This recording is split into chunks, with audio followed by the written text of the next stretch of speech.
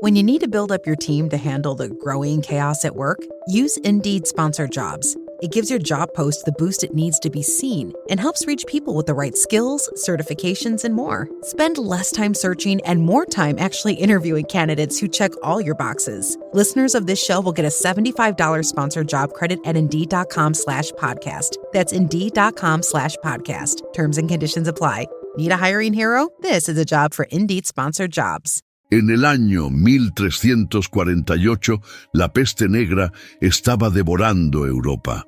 Un tercio de la población del continente murió en menos de 5 años.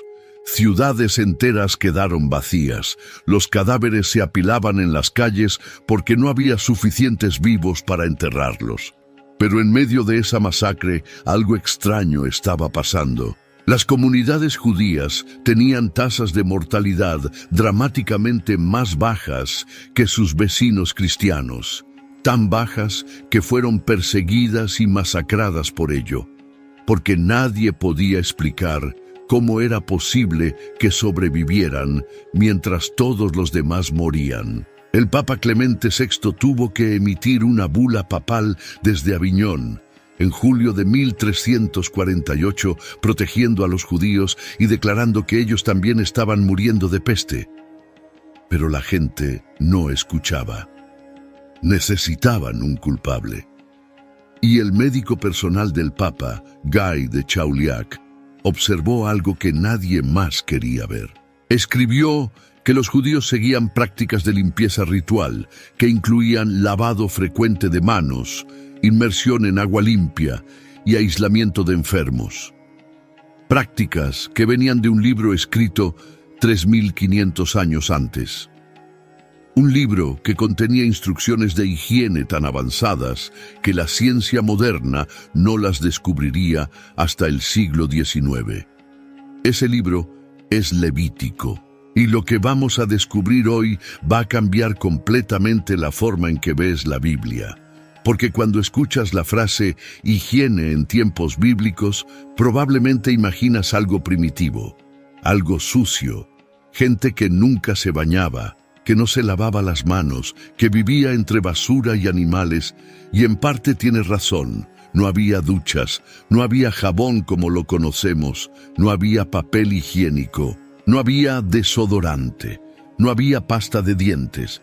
La vida cotidiana en el año 30 después de Cristo era, desde nuestra perspectiva moderna, absolutamente repugnante. Pero aquí viene lo que nadie te ha contado. No estamos hablando de tecnología avanzada ni de ingeniería imposible. Estamos hablando de algo mucho más básico, de cómo olías, de con qué te limpiabas, de qué hacías cuando necesitabas ir al baño en medio de la noche, y de cómo, en medio de toda esa mugre, la Biblia había establecido un sistema de salud pública que los mejores médicos de Europa tardarían más de 3000 años en alcanzar. Eso es exactamente lo que vamos a explorar. Vamos a empezar por lo más básico, lo que hacías cada mañana al despertar en el Israel del siglo I. Porque ahí es donde se nota la diferencia brutal entre tu vida y la de alguien que caminó por las mismas calles que Jesús. Te despertabas en una casa de piedra o adobe, sin ventanas de vidrio, porque el vidrio era un lujo que casi nadie podía pagar.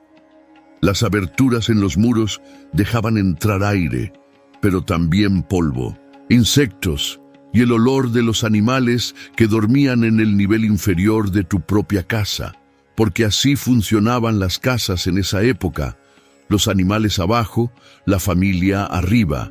El calor corporal de los animales ayudaba a calentar la casa durante las noches frías del desierto, pero también significaba que vivías encima de estiércol de cabra y oveja todo el tiempo. Las moscas no eran una molestia ocasional, eran compañeras permanentes, se posaban en la comida, en los ojos de los niños, en las heridas abiertas.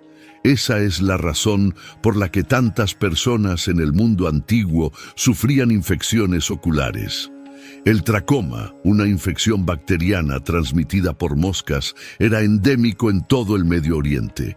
Y cuando Jesús sanó ciegos en los evangelios, es muy probable que muchos de ellos hubieran perdido la vista por infecciones que hoy se curan con una gota de antibiótico. Tu cama no era una cama, era una estera de paja o un colchón relleno de lana sobre el piso de tierra apisonada. Las pulgas y los chinches vivían en esa estera. Convivías con ellos todas las noches. No había forma de eliminarlos, no había insecticidas, no había aspiradora. Simplemente aceptabas que tu cama estaba llena de parásitos diminutos que te picaban mientras dormías. Y al despertar, no ibas al baño de tu casa, porque no había baño, no había letrina privada. En las ciudades más grandes como Jerusalén, existían letrinas públicas, básicamente una losa de piedra con agujeros sobre una zanja. Los arqueólogos encontraron una letrina del siglo VII a.C. en el barrio de Armon Hanat-Ziv, en Jerusalén, dentro de una villa lujosa. Debajo del asiento de piedra caliza, encontraron restos de parásitos intestinales conservados durante 2600 años, huevos de tenia, de ascáride, de tricocéfalo y de oxiuro, parásitos que provocaban diarrea crónica, dolor abdominal, anemia y desnutrición, y eso era en la casa de un rico. En las aldeas pequeñas como Nazaret o Capernaum, donde Jesús pasó la mayor parte de su vida, la gente simplemente salía de la ciudad para hacer sus necesidades. Y aquí aparece algo fascinante. Deuteronomio capítulo 23, versículos 12 al 14. Dice algo que parece un simple detalle de campamento militar, pero que en realidad contiene una instrucción médica revolucionaria. Dice que debían tener un lugar fuera del campamento a donde salir. Y entre el equipo debían llevar una estaca, y cuando se sentaran fuera, debían cavar con ella, hacer sus necesidades y luego cubrir el excremento con tierra. Fíjate en lo que está pasando aquí. 3500 años antes de que la humanidad entendiera la transmisión fecal oral de enfermedades, Dios le estaba diciendo a Israel que enterrara sus desechos lejos del campamento, lejos del agua, lejos de la comida. Eso no era una sugerencia cultural, era epidemiología preventiva codificada en lenguaje religioso. Y la razón que da el texto es reveladora. Versículo 14. Porque Jehová, tu Dios, anda en medio de tu campamento, y tu campamento debe ser santo.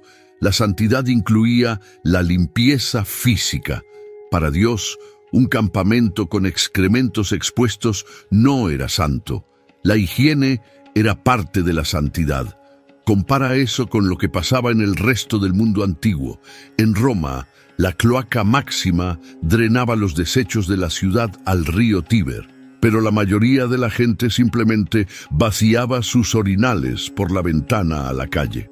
En la Edad Media Europea, 1300 años después de Cristo, las ciudades seguían sin sistemas sanitarios. En París, el río Sena era simultáneamente la fuente de agua potable y el vertedero de aguas residuales. En Londres, el Támesis era tan tóxico que en 1858 ocurrió lo que llamaron el Gran Hedor, cuando el olor del río fue tan insoportable que el Parlamento tuvo que suspender sesiones. Pero 3500 años antes, un libro escrito en el desierto ya decía que los desechos debían enterrarse lejos del agua y lejos de la gente. Ahora, el tema que todos quieren saber: ¿con qué se limpiaban? Porque no había papel higiénico, no existía, no se inventaría hasta el siglo XIX en su forma comercial. En China se usó papel para higiene personal desde el siglo VI, pero el concepto nunca llegó al Medio Oriente ni a Europa hasta la era industrial. En el mundo romano que dominaba la región durante la vida de Jesús, usaban algo llamado tersorium. Era una esponja atada a un palo, y la compartían.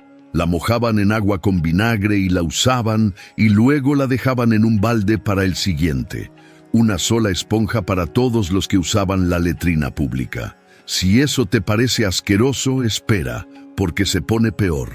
No siempre había tersorium disponible. En esos casos, la gente usaba piedras lisas y pequeñas. Los arqueólogos han encontrado cientos de estas piedras en letrinas antiguas de todo Israel. En la excavación de Qumran, donde vivía la comunidad de los rollos del Mar Muerto, encontraron letrinas a más de 500 metros del asentamiento, exactamente siguiendo el principio de Deuteronomio 23. Y junto a esas letrinas, piedras lisas redondeadas que no tenían ninguna otra función aparente.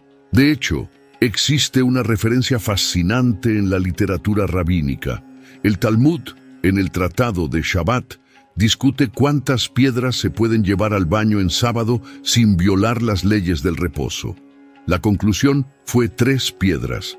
3 piedras era lo que necesitabas para limpiarte adecuadamente. Eso confirma que las piedras eran el método estándar de limpieza personal en la vida cotidiana judía. También usaban trozos de cerámica rota, los ostraca, que curiosamente eran los mismos fragmentos que usaban para escribir notas y recibos. Un mismo material para la escritura y para la higiene personal. La diferencia era el tamaño. Pero aquí viene algo que la mayoría de la gente no sabe. Las leyes de purificación de Levítico exigían lavado con agua después de cualquier emisión corporal. Levítico capítulo 15 es extremadamente detallado al respecto. Versículo por versículo describe diferentes tipos de emisiones corporales y cada una requiere lavado con agua. No era opcional, era ley. Mientras el resto del mundo antiguo no tenía ningún protocolo de limpieza personal después de ir al baño, Israel tenía un sistema codificado que exigía contacto con agua limpia. Eso, en términos de salud pública, era una ventaja gigantesca. Y hablando de Levítico 15, hay algo que debemos abordar directamente: la menstruación. Las leyes de pureza menstrual son probablemente las más controvertidas de todo Levítico. Una mujer durante su período era considerada ritualmente impura durante 7 días. Todo lo que tocara quedaba impuro. Su cama, su silla. Cualquier persona que la tocara debía lavarse con agua y era impura hasta la tarde. Levítico capítulo 15, versículos 19 al 24. Para nuestra mentalidad moderna, eso suena terrible. Suena a discriminación. Y ciertamente los rabinos posteriores crearon restricciones excesivas que iban mucho más allá del texto original. Pero hay un aspecto que casi nunca se menciona. En el mundo antiguo, las mujeres usaban trapos de tela durante la menstruación. No había toallas sanitarias, no había tampones. Usaban telas que lavaban y reutilizaban. El profeta Isaías capítulo 30, versículo 22, compara los ídolos con un trapo menstrual que se desecha. Esa comparación solo funciona si la audiencia sabía exactamente de qué estaba hablando. Y la ley de lavado frecuente durante esos días, aunque era ritualista en su propósito, tenía un efecto práctico innegable. En un mundo sin productos sanitarios desechables, sin agua corriente y sin lavadoras, un sistema que obligaba al lavado frecuente de ropa, cuerpo y superficies durante el período menstrual reducía significativamente el riesgo de infecciones. No perfectamente, no idealmente, pero significativamente comparado con culturas que no tenían ningún protocolo. Ahora pasemos al agua, porque el agua era el centro de todo el sistema de purificación bíblico, pero conseguir agua limpia en el mundo antiguo era muchísimo más difícil de lo que imaginas. No había agua corriente en las casas, no había grifos, no había tuberías de plástico ni filtros de carbón activado. El agua venía de 3 fuentes: pozos, cisternas y manantiales. Los pozos podían tener 30 o 40 metros de profundidad. Alguien tenía que bajar un balde de cuero con una cuerda, llenarlo y subirlo a mano. Para una familia promedio, eso significaba hacer ese trabajo varias veces al día, y era casi siempre trabajo de mujeres. Recuerda a la mujer samaritana en Juan capítulo 4. Jesús la encuentra junto al pozo de Jacob. Ella estaba ahí haciendo lo que hacía todos los días, caminar desde su casa hasta el pozo, llenar su cántaro y cargarlo de vuelta sobre su cabeza. Un cántaro lleno de agua pesaba entre 15 y 20 kilos y esa caminata podía ser de más de 1 kilómetro. Ida y vuelta, todos los días. Esa era la rutina diaria de millones de mujeres en el mundo bíblico. Y el agua que conseguían no era agua cristalina como la que sale de tu filtro moderno. Era agua que podía tener sedimentos, insectos, larvas, restos orgánicos.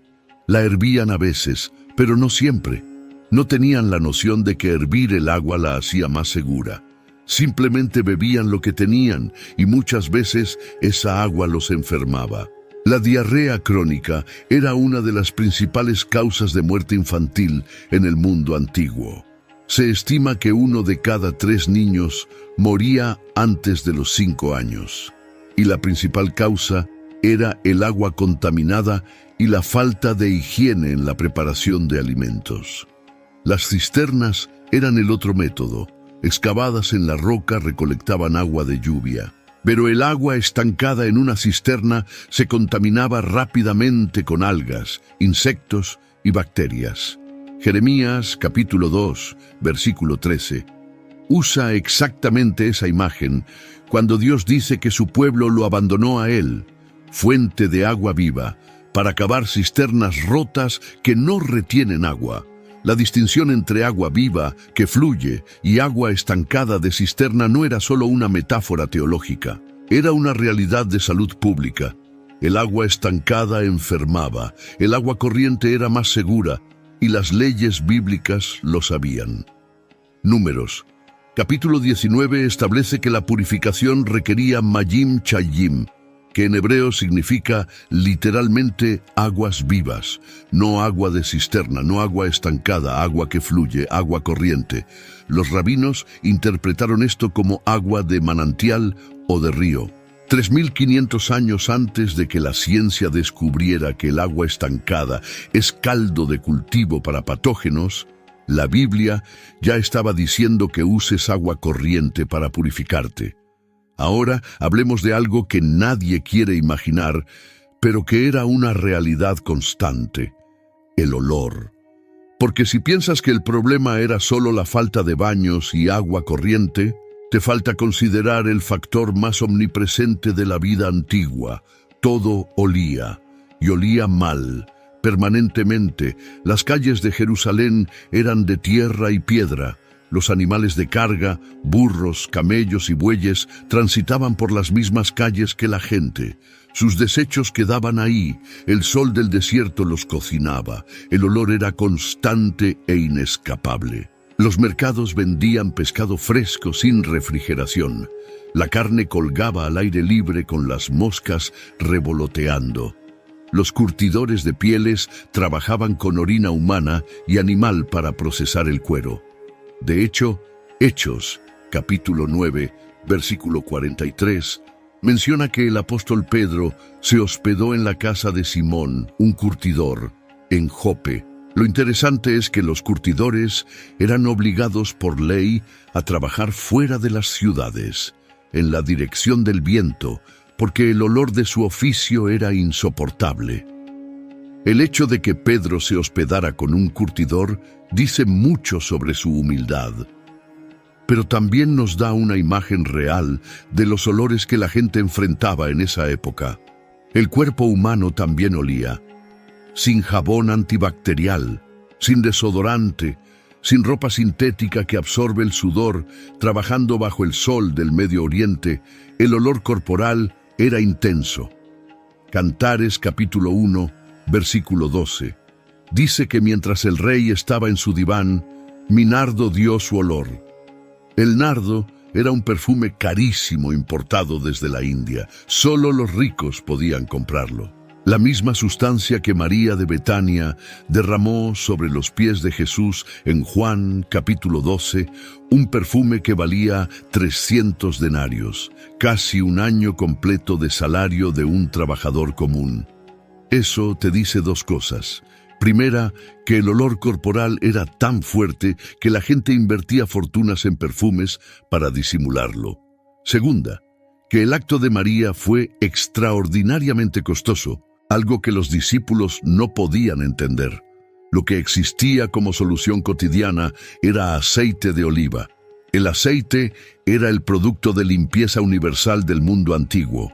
Se untaban aceite en la piel, lo dejaban absorber y luego lo raspaban con un instrumento curvo llamado estrígil. Los griegos y los romanos usaban este método extensivamente. Y los judíos también usaban aceite, aunque su método era diferente. El aceite de oliva era el jabón, el desodorante, el humectante y el protector solar de la antigüedad. Todo en uno. A veces se mezclaba con especias como mirra, canela o casia para crear ungüentos aromáticos. Éxodo capítulo 30, versículos 23 al 25, describe la fórmula del aceite sagrado de la unción, una mezcla de mirra líquida, canela aromática, caña aromática, casia y aceite de oliva. Esa fórmula era exclusiva para uso sagrado, pero versiones más simples de mezclas aromáticas con aceite eran de uso común en los hogares. El Salmo 45, versículo 7, habla de ser ungido con óleo de alegría. Eclesiastés capítulo 9, versículo 8, dice que en todo tiempo sean blancos tus vestidos y nunca falte ungüento sobre tu cabeza. No eran solo referencias espirituales, eran prácticas cotidianas de higiene. Untarse aceite en la cabeza y el cuerpo era parte de la rutina diaria. Y cuando Jesús criticó a los fariseos en Mateo capítulo 6, versículo 17, dijo que cuando ayunes, unge tu cabeza y lava tu rostro. Fíjate, incluso en un contexto de ayuno y disciplina espiritual, Jesús asumía que la higiene personal, untarse aceite y lavarse la cara, era lo normal. Pero ahora viene la parte que transforma todo. Porque hasta aquí puede parecer que la vida en tiempos bíblicos era simplemente sucia y primitiva, y para el resto del mundo antiguo lo era. Pero Israel era diferente, y la diferencia no era cultural, era legislativa. Las leyes de Moisés crearon el primer sistema de salud pública de la historia humana. Y cuando digo el primero, lo digo literalmente. No existía nada parecido en ninguna otra civilización. Imagina esto. Estás en una aldea en Israel, siglo XIII a.C. Un día te despiertas y notas una mancha extraña en tu brazo. Tal vez rojiza, tal vez blanquecina. No sabes qué es. Pero sabes lo que tienes que hacer, porque todos lo saben. Tienes que ir ante el sacerdote, no ante un médico, porque no existen los médicos como profesión. Ante el sacerdote, que además de sus funciones religiosas, servía como inspector sanitario de la comunidad. El sacerdote mira tu brazo, examina la mancha, revisa si el pelo en la zona se ha vuelto blanco. Revisa si la mancha parece más profunda que la piel circundante. Y entonces llega el momento que todo el mundo teme. El sacerdote dice las palabras que pueden cambiar tu vida para siempre. Impuro. O te dice que esperes. 7 días. Ven en 7 días y te reviso de nuevo. Esos 7 días son los más largos de tu vida. No sabes si la mancha va a extenderse. No sabes si vas a ser declarado impuro y expulsado de tu familia, de tu casa, de tu comunidad. Duermes mirándote el brazo. Te despiertas mirándote el brazo y al 7º día vuelves ante el sacerdote con el corazón en la garganta. Si la mancha se extendió, aislamiento prolongado. Tu vida como la conoces se acabó. Pero si la mancha no se extendió, el sacerdote dice: espera otra semana. Y al 14º día, el tercer examen. Si la mancha sanó, eres declarado limpio. Puedes volver a abrazar a tus hijos. Puedes volver a dormir junto a tu esposa. Puedes volver a la comunidad. Ese alivio, esa alegría de escuchar la palabra limpio después de 2 semanas de incertidumbre, es algo que solo puedes entender si te imaginas viviendo en un mundo donde un diagnóstico desfavorable significaba perder todo. Eso está en Levítico capítulo 13. Y lo que lo hace extraordinario no es solo el procedimiento médico, que de por sí es impresionante. Es la humanidad del sistema, 3 exámenes separados por intervalos de tiempo para no condenar a nadie por error. Tiempo para que el cuerpo se cure solo si puede. Tiempo para observar si realmente es contagioso o si es algo pasajero. Un sistema que protegía a la comunidad del contagio, pero que también protegía al individuo de ser expulsado innecesariamente. Eso no lo tenía ninguna otra civilización del mundo antiguo, ninguna. Y Levítico va más lejos. El capítulo 14 describe lo que debía hacerse con una casa que tuviera manchas verdosas o rojizas en las paredes. El sacerdote debía examinarla.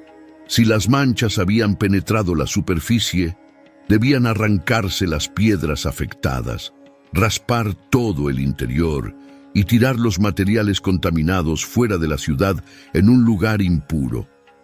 Si las manchas volvían después de la reparación, toda la casa debía demolerse. Los materiales debían sacarse fuera de la ciudad. Estamos hablando de moho tóxico. Levítico describe la detección y eliminación de moho tóxico en viviendas con un protocolo que incluye inspección, remoción del material afectado, descontaminación, reinspección y demolición si el problema persiste. Eso es exactamente lo que hace un inspector de salubridad moderno. Y fue escrito hace 3.500 años. Números capítulo 31, versículos 21 al 24, añade otro detalle impresionante. Después de una batalla, los soldados debían purificar todo lo capturado. El metal debía pasar por fuego. Lo que no soportara el fuego debía pasar por agua. La ropa, las pieles y los objetos de madera debían lavarse. Estamos hablando de esterilización por calor y desinfección por lavado. Los soldados que habían tocado cadáveres debían permanecer fuera del campamento 7 días y purificarse al 3er y 7º día. Y aquí necesito contarte algo que me parece impactante. En 1854, durante la Guerra de Crimea, una enfermera inglesa llamada Florence Nightingale llegó al hospital militar de Scutari en Estambul. Lo que encontró fue un infierno. Los soldados heridos dormían en camas empapadas de sangre y heces. Las ratas corrían entre los pacientes. El agua estaba contaminada. La tasa de mortalidad era del 42%. Nightingale implementó algo que parecía ridículamente simple: lavado de manos obligatorio, ropa limpia, separación de los infectados, eliminación adecuada de residuos, ventilación de las salas. En 6 meses, la mortalidad bajó al 2%, del 42 al 2, solo con higiene. Y lo que Nightingale implementó en 1854 como una revolución médica era exactamente lo que Levítico y Números habían establecido 3.300 años antes. Lavado, aislamiento, eliminación de contaminantes, separación de lo limpio y lo impuro. Las instrucciones ya estaban ahí.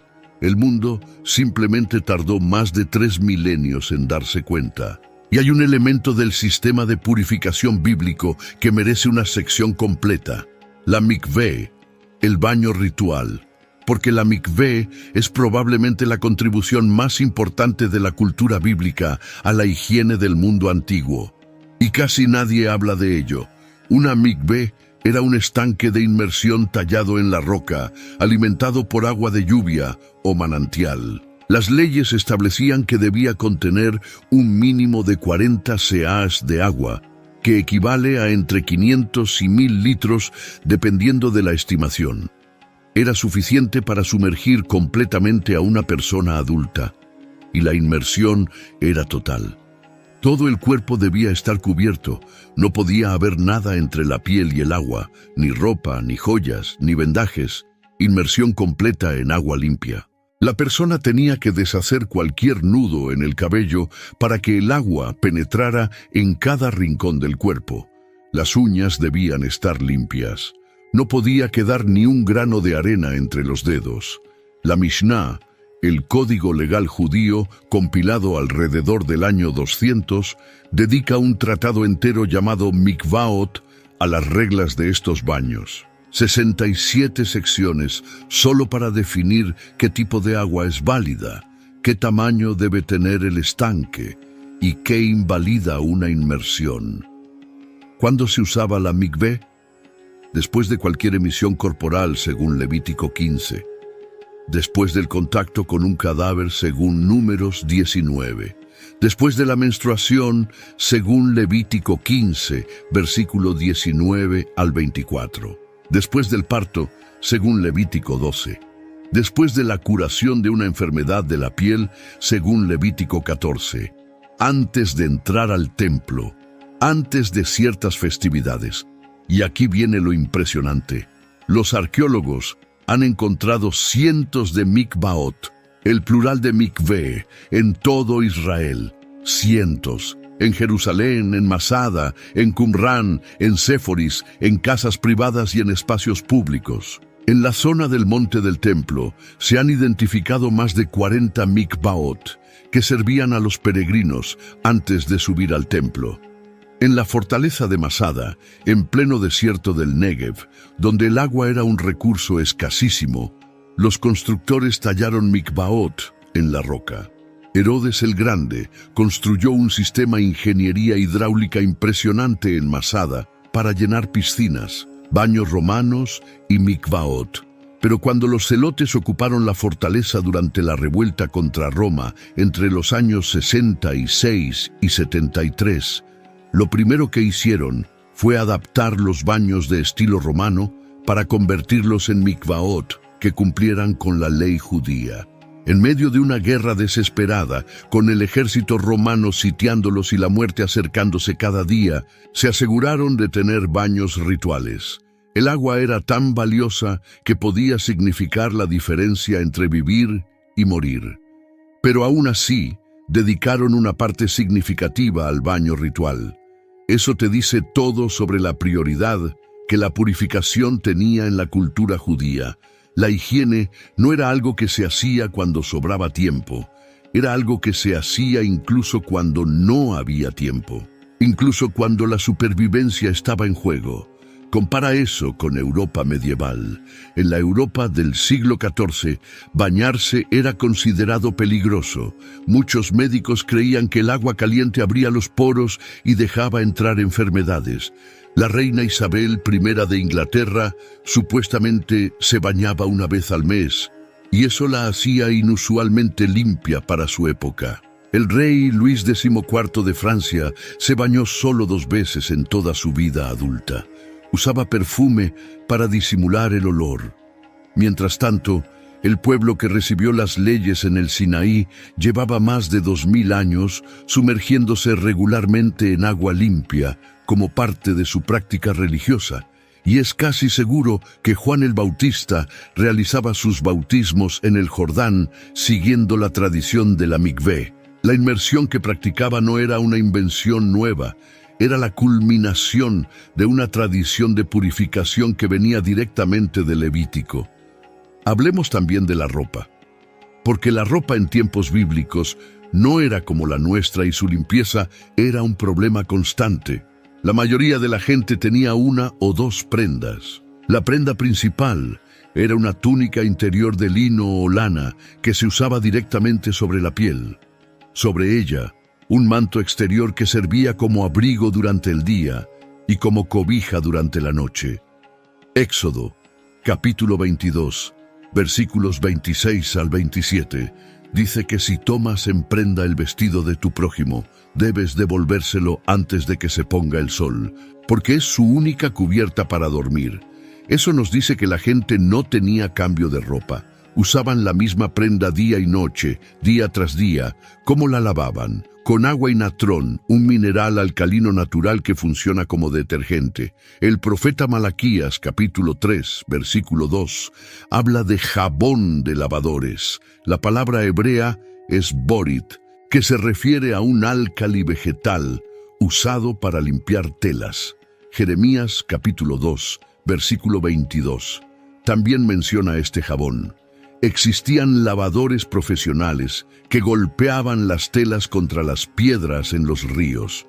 Marcos capítulo 9, versículo 3, describe la transfiguración de Jesús diciendo que sus vestidos se volvieron resplandecientes, muy blancos, tanto que ningún lavador en la tierra los podría hacer tan blancos. La referencia a los lavadores indica que era un oficio conocido, pero lavar la ropa era un proceso largo y costoso. La mayoría de la gente no lo hacía con frecuencia. Usaban la misma túnica sudada y manchada durante semanas. Y Levítico, otra vez, aparece con instrucciones que van más allá de lo esperado. Levítico capítulo 13, versículos 47 al 59, describe un protocolo para ropa contaminada. Si una prenda de lana o lino presentaba manchas verdosas o rojizas, probablemente hongos o moho, el sacerdote la examinaba. La prenda se aislaba 7 días. Si la mancha se extendía, la prenda debía quemarse. Si no se extendía, se lavaba y se observaba otros 7 días. Si la mancha persistía después del lavado, se quemaba. Si desaparecía, se lavaba otra vez y quedaba limpia. Es un protocolo de descontaminación textil, con inspección, cuarentena, lavado, reinspección y destrucción si era necesario. Para ropa, hace 3.500 años, ahora pensemos en cómo preparaban la comida, sin refrigeración, sin conservantes químicos, sin envases herméticos. La cocina del siglo I era un fogón de piedra alimentado con leña o estiércol seco de animal. Sí, estiércol. Ezequiel, capítulo 4, versículos 12 al 15, menciona específicamente el uso de estiércol como combustible para cocinar. Dios le dice a Ezequiel que cocine su pan sobre fuego de estiércol humano como señal profética. Y cuando Ezequiel protesta, Dios le permite usar estiércol de vaca en su lugar.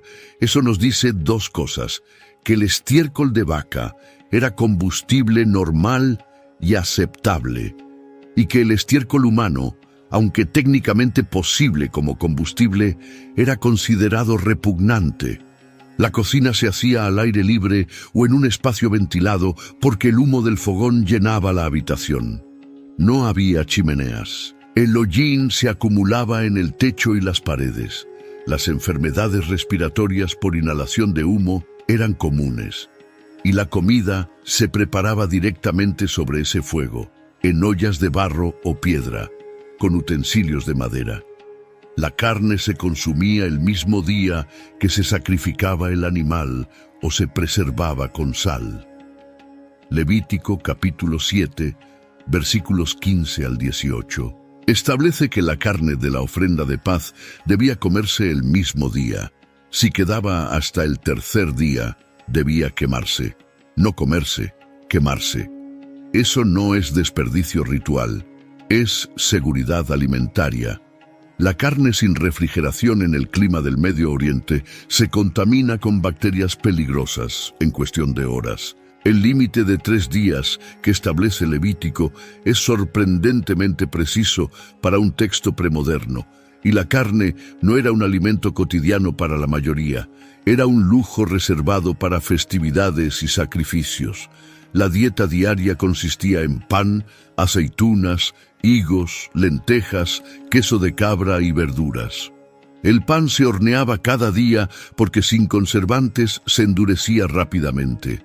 La masa fermentaba con levadura natural, un proceso que tomaba horas. Las mujeres molían el grano a mano con piedras de moler. Todos los días. Era un trabajo agotador que ocupaba una porción significativa de la mañana. Y luego están las leyes de separación entre carne y leche. Éxodo capítulo 23, versículo 19. No cocerás el cabrito en la leche de su madre. La tradición rabínica expandió esto a la separación total entre productos lácteos y cárnicos, utensilios separados, tiempos de espera entre consumir uno y otro.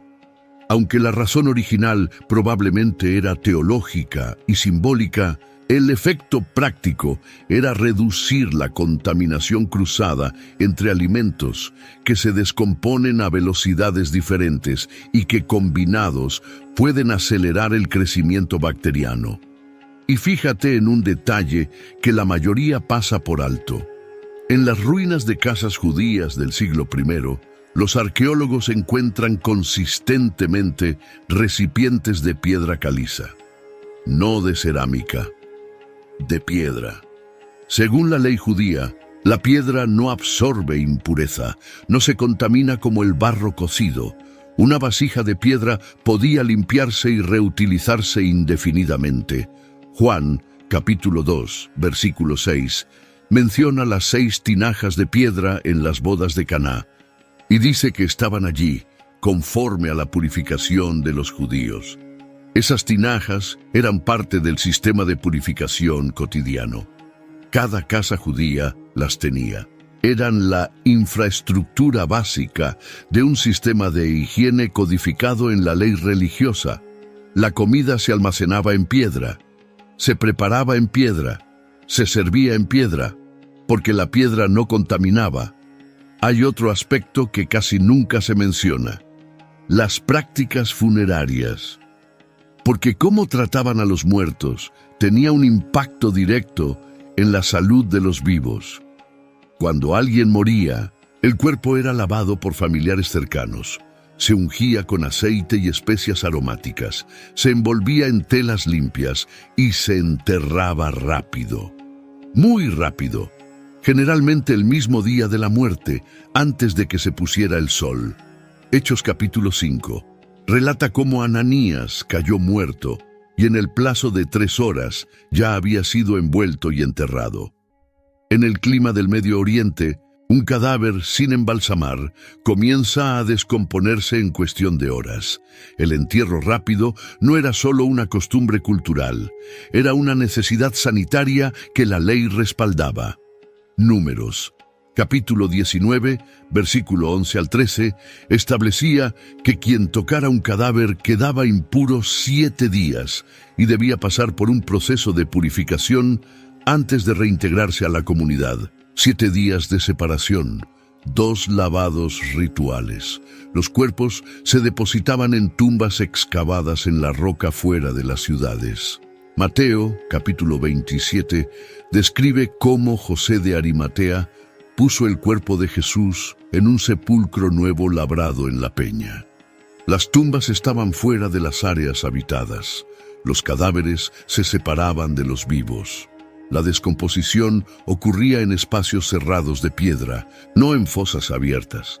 Mientras tanto, en otras culturas del mundo antiguo, los familiares lavaban el cuerpo, lo abrazaban, dormían junto a él durante días de duelo, y las enfermedades se propagaban de muerto a vivo sin que nadie entendiera por qué. Y Jesús entendía esto perfectamente. En Marcos capítulo 7, versículos 1 al 23, los fariseos critican a los discípulos de Jesús porque comen sin lavarse las manos, según la tradición de los ancianos. La respuesta de Jesús es reveladora. No dice que lavarse las manos sea malo. Lo que dice es que lo que contamina al hombre no es lo que entra por la boca, sino lo que sale del corazón. Malos pensamientos, inmoralidad, robo, asesinato. Jesús no estaba aboliendo las leyes de higiene, estaba corrigiendo una distorsión. Los fariseos habían convertido los rituales de purificación en un sistema de superioridad moral. Usaban el lavado ceremonial para juzgar a otros.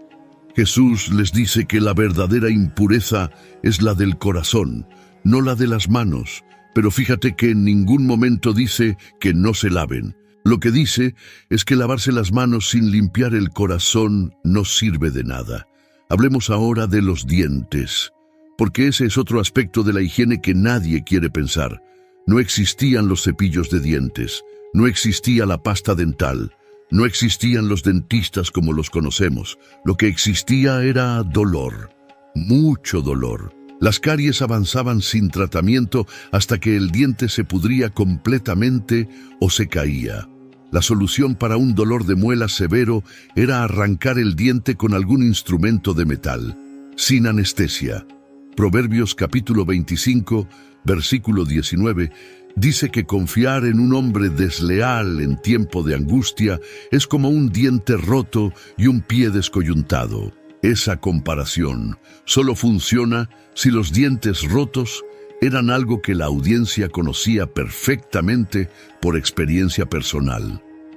Lo que la gente usaba para limpiar los dientes era miswak, una ramita del árbol de Salvadora persica. Se masticaba un extremo hasta que las fibras se abrían y formaban una especie de cepillo natural. Y resulta que estudios modernos han demostrado que el miswak contiene compuestos antibacterianos naturales. La Organización Mundial de la Salud reconoció en 2000 el miswak como una herramienta efectiva de higiene dental. Y el cabello. El cabello y la barba eran otro aspecto fundamental de la apariencia y la higiene. La mayoría de los hombres en el Israel bíblico llevaban barba. Levítico capítulo 19, versículo 27, prohíbe rasurar las esquinas de la barba, pero eso no significaba que no la cuidaran. El aceite de oliva se aplicaba generosamente en el cabello y la barba. El Salmo 133, versículo 2, describe el aceite precioso sobre la cabeza de Aarón, que desciende sobre la barba. Ese aceite no era solo ceremonial. Mantenía el cabello limpio de parásitos, hidratado, y olía bien en un mundo donde casi nada olía bien. Los piojos eran un problema constante. Sin champú, sin peines finos de plástico, sin tratamientos químicos, los piojos infestaban cabezas enteras. Los peines de madera y hueso encontrados por los arqueólogos en Israel frecuentemente tienen restos de piojos y liendres atrapados entre los dientes. Eso nos dice que la gente intentaba combatir los piojos, pero con herramientas limitadas, la batalla era constante. Hay otro aspecto que conecta la higiene con la fe de una manera que a muchos les sorprende: la circuncisión. Génesis capítulo 17, versículos 10 al 14, establece la circuncisión como señal del pacto entre Dios y Abraham. El significado primario es teológico, es un signo de alianza. Pero los estudios médicos modernos han demostrado que la circuncisión reduce significativamente el riesgo de infecciones del tracto urinario, de ciertas enfermedades de transmisión, y facilita la higiene personal en un contexto donde el acceso al agua para lavarse era limitado. En el desierto, sin agua abundante para la limpieza diaria, la circuncisión era una ventaja higiénica real. No estoy diciendo que esa fuera la razón divina detrás del mandato, pero el efecto práctico en un mundo sin duchas, sin jabón antibacterial y sin agua corriente era una reducción medible de infecciones. Y los pies eran otro asunto. En una cultura donde la mayoría caminaba descalza o con sandalias abiertas por caminos de tierra y piedra, los pies se ensuciaban constantemente. Las sandalias del siglo I eran simples suelas de cuero atadas con correas. No cubrían nada, ni los dedos, ni los talones, ni los lados del pie. Eran básicamente una plataforma para no pisar directamente el suelo caliente. Pero el polvo, el barro, el estiércol de los animales, todo se acumulaba entre los dedos y en la planta del pie. Los callos eran gruesos. Las grietas en los talones eran profundas. Las infecciones por hongos y bacterias en los pies eran tan comunes que probablemente nadie las consideraba algo fuera de lo normal. Eran parte de la vida. Por eso, lavar los pies al llegar a una casa era tan importante. No era solo cortesía, era necesidad. era la primera cosa que hacías al cruzar la puerta de cualquier hogar. Génesis capítulo 18, versículo 4, cuando Abraham recibe a los 3 visitantes celestiales, lo primero que ofrece es agua para lavar los pies. Primera de Samuel capítulo 25, versículo 41. Cuando Abigail acepta ser esposa de David, dice que su sierva lavará los pies de los siervos de su Señor. Y en Juan capítulo 13, cuando Jesús lava los pies de sus discípulos, el impacto no era solo espiritual, era social. El lavado de pies era trabajo de esclavos. El maestro no lavaba los pies del alumno. El rabino no tocaba los pies de sus estudiantes. Eso era lo más bajo en la escala social. El hecho de que Jesús tomara la toalla y el recipiente y se arrodillara ante cada discípulo, metiendo sus manos en el agua sucia después de cada par de pies, era una inversión total de la jerarquía social que dejó a Pedro tan incómodo que se negó al principio. Pero el acto físico en sí, lavar los pies, era algo que ocurría todos los días en todas las casas, porque los pies estaban permanentemente sucios. Ahora bien, hay algo que debemos entender para no caer en una lectura simplista.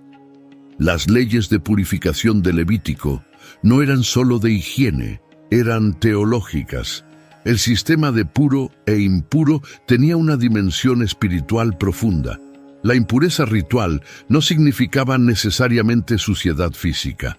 Una mujer después del parto era ritualmente impura según Levítico 12, pero eso no significaba que estuviera sucia o enferma. Un hombre que tocaba un cadáver era impuro según Números 19, incluso si el cadáver era de su propio padre y lo estaba enterrando con amor. Lo fascinante es que la dimensión espiritual y la dimensión higiénica se superponen. El resultado práctico de seguir las leyes de pureza ritual era una población más limpia, más sana y más protegida contra enfermedades contagiosas. No importa si la intención original era espiritual o sanitaria, el efecto era a ambos. Ahora piensa en todo lo que hemos visto. Piensa en un día normal, en el año 30 después de Cristo. Te despiertas en una casa con animales abajo y pulgas en tu estera. Sales a hacer tus necesidades fuera de la aldea. Te limpias con piedras. Te lavas con agua si la tienes disponible. Te untas aceite de oliva en el cuerpo y la cabeza. Limpias tus dientes con una ramita de miswak. Caminas por calles llenas de estiércol de animales con moscas revoloteando a tu alrededor. Compras comida en un mercado sin refrigeración. Bebes agua de un pozo o una cisterna y esperas que no esté contaminada. Te lavas los pies al llegar a cualquier casa. Y si tienes una lesión en la piel, vas ante un sacerdote con el corazón latiendo fuerte, esperando que no diga la palabra impuro. Eso era la vida cotidiana, sin excepciones, sin alternativas, para todos, desde el más pobre hasta el más rico. El sumo sacerdote caminaba por las mismas calles sucias. Los discípulos de Jesús comían con las mismas manos que habían tocado redes de pesca cubiertas de escamas y vísceras. Pedro olía a pescado. Mateo había manejado monedas tocadas por cientos de manos sucias. Simón el Celote había dormido en cuevas y campamentos guerrilleros. Y Jesús los aceptó a todos. Comía con ellos, caminaba con ellos, los abrazaba, les lavó los pies, sin guantes, sin desinfectante, sin mascarilla.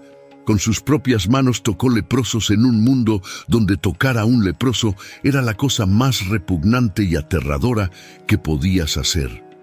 Y cada vez que lo hacía, no solo sanaba una enfermedad, desafiaba un sistema social que había convertido la higiene en exclusión y la purificación en desprecio. Pero en medio de esa realidad, Israel tenía algo que ninguna otra civilización poseía: un código legal que les obligaba a lavarse, a aislar a los enfermos, a enterrar los desechos, a destruir los materiales contaminados, a usar agua corriente, a sumergirse en agua limpia regularmente, a separar lo limpio de lo impuro Y ese código no vino de la observación científica, no vino de ensayos clínicos, no vino de la experiencia acumulada de generaciones de médicos, vino de un encuentro en el monte Sinaí, vino de un Dios que le dijo a un pueblo de exesclavos recién salidos de Egipto que la santidad incluía la higiene, que la limpieza del cuerpo era inseparable de la limpieza del alma, que cuidar la salud física de la comunidad era un acto de obediencia espiritual. Y cuando miras la historia, ves los resultados. Siglo tras siglo, milenio tras milenio, las comunidades que siguieron esas leyes sobrevivieron a plagas que devastaron civilizaciones enteras.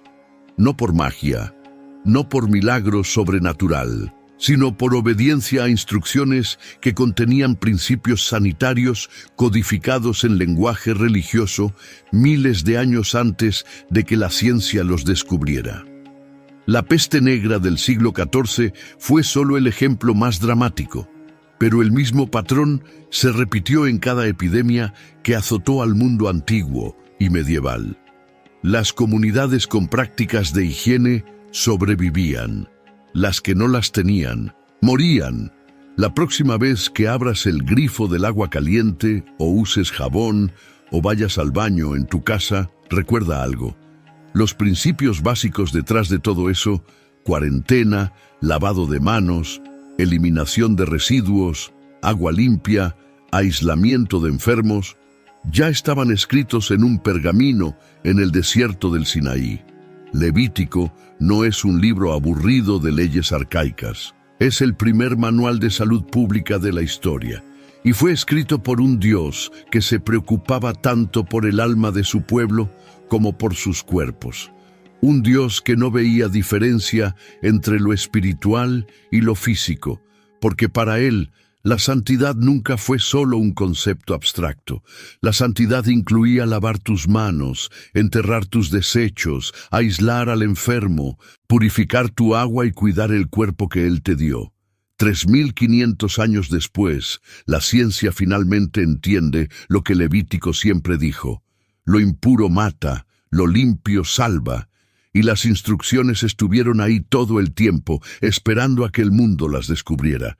Si te pareció impactante lo que vimos sobre la higiene en tiempos bíblicos, espera a ver lo que pasa cuando analizamos cómo se alimentaban en esa misma época.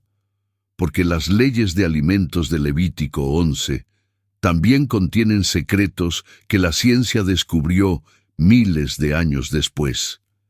Ese video está aquí y te va a sorprender tanto como este.